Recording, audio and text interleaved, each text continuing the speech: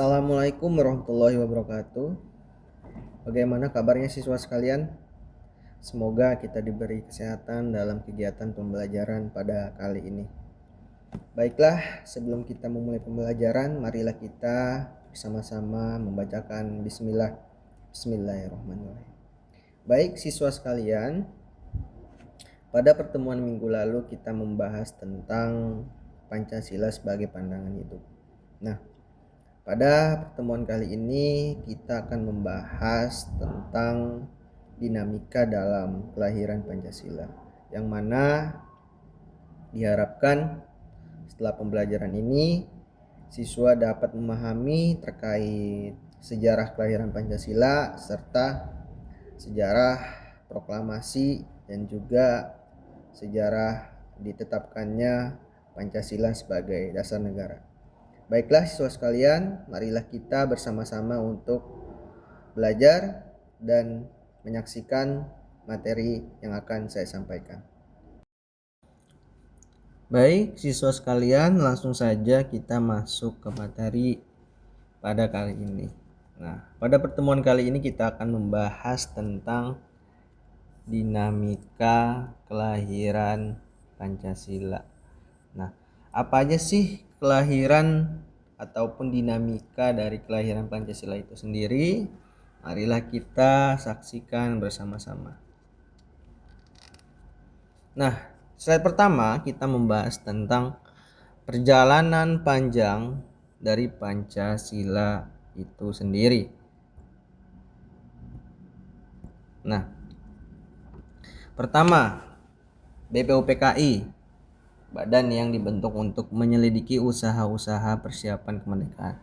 Nah, BPUPKI ini dibentuk ataupun didirikan pada tanggal 29 April 1945. Selanjutnya, sidang BPUPKI. Yang pertama yaitu tanggal 29 Mei dan yang kedua 1 Juni 1945. Yang mana para tokoh pendiri bangsa menyampaikan usulan-usulan dasar negara. Nah, pada tanggal 29 Mei, sidang pertama, para tokoh-tokoh bangsa bersinergi merapatkan barisan bersama-sama untuk membahas usulan-usulan dasar negara. Nah, pada tanggal 1 Juni, di mana Soekarno menyampaikan bahwasanya Pancasila akan dijadikan suatu dasar negara. Nah, maka dari itu ditetapkanlah 1 Juni ini sebagai hari lahir Pancasila, seperti yang kita ketahui bersama-sama. Seperti itu. Kita lanjut. Usulan dasar negara. Nah, untuk usulan dasar negara ini ada beberapa tokoh yang menyampaikan pendapatnya. Yang pertama, Muhammad Yamin. Muhammad Yamin mengusulkan 5 asas negara, yaitu pri kebangsaan, pri kemanusiaan, pri ketuhanan, pri kerakyatan, dan kesejahteraan rakyat. Selanjutnya, Profesor Dr. Supomo. Nah, Supomo juga mengusulkan konsep negara integralistik. Apa sih integralistik itu? Nah, jadi integralistik itu adalah suatu negara yang tujuannya untuk menyatukan, tidak adanya perbedaan antara kelompok satu dengan yang lainnya. Sedangkan Soekarno sendiri mengusulkan Pancasila, kebangsaan Indonesia, internasionalisme, mufakat, demokrasi, kesejahteraan sosial, dan ketuhanan yang berkebudayaan. Atau misalnya contoh lain Soekarno pernah mengusulkan yaitu Trisila, 3 dasar, terus juga ada Ekasila, ada 1 dasar. Nah, banyak sekali usulan-usulan yang disampaikan oleh pendiri bangsa kita. Selanjutnya, Piagam Jakarta. Nah, dalam Piagam Jakarta ini dibentuklah suatu Panitia 9. Panitia 9 ini dibentuk oleh BPUPKI itu sendiri untuk merumuskan dasar negara. Nah, isi piagam dari Piagam Jakarta itu sendiri yang mana ditetapkan pada tanggal 22 Juni 1945.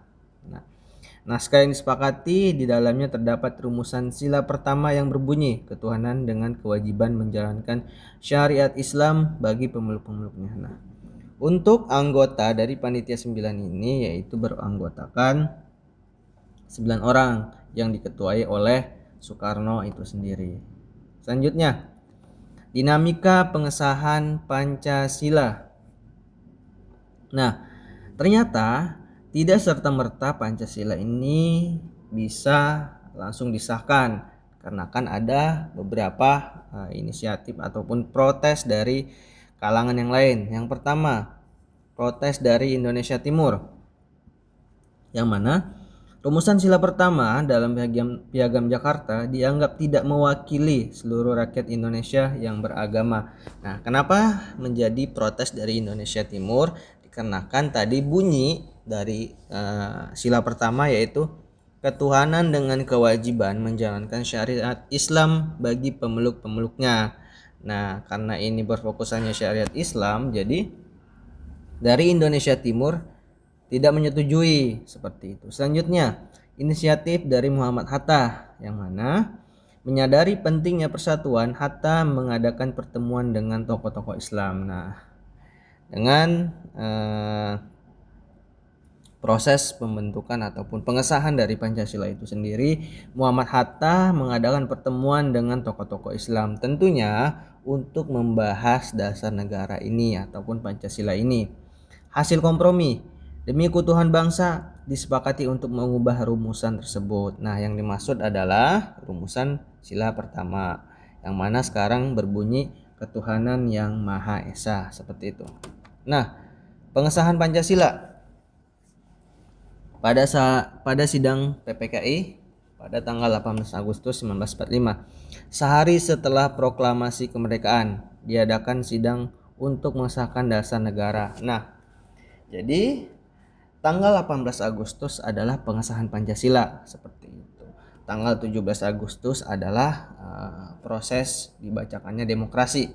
Nah, pada tanggal 18 Agustus selain Pancasila yang disahkan, ada lagi diantaranya yaitu Undang-Undang Dasar sebagai dasar negara, Soekarno sebagai Presiden Indonesia yang pertama, Muhammad Hatta sebagai Wakil Presiden Indonesia yang pertama. Selanjutnya, perubahan sila pertama, ketuhanan dengan kewajiban menjalankan syariat Islam bagi pemeluk-pemeluknya diubah menjadi ketuhanan yang Maha Esa. Tadi sudah saya sebutkan sebelumnya. Pancasila kemudian disahkan sebagai dasar negara yang tercantum dalam pembukaan Undang-Undang Dasar 1945. Nah, disinilah Pancasila disahkan dan Pancasila juga dicantumkan dalam pembukaan Undang-Undang Dasar 1945. Jadi kalau misalnya siswa sekalian membuka ataupun membaca undang-undang itu sendiri, pada awalnya ataupun pembukaan dari undang-undang itu tercantumlah Pancasila sebagai dasar negara seperti itu. Sekian pembelajaran yang dapat saya sampaikan. Kesimpulan pembelajaran kita pada kali ini yaitu kita sebagai masyarakat Indonesia, masyarakat yang seharusnya memahami sejarah dibentuknya dan juga ditetapkan Pancasila itu sendiri, sudah seharusnya kita mengetahui. Apalagi kalian sebagai siswa sudah seharusnya kita memahami apa saja dinamika dalam proses pembentukan Pancasila itu sendiri. Baik siswa sekalian, marilah kita akhiri pembelajaran kita dengan membacakan hamdalah. Alhamdulillahirrabbilalamin. Kurang lebihnya mohon maaf. Assalamualaikum warahmatullahi wabarakatuh.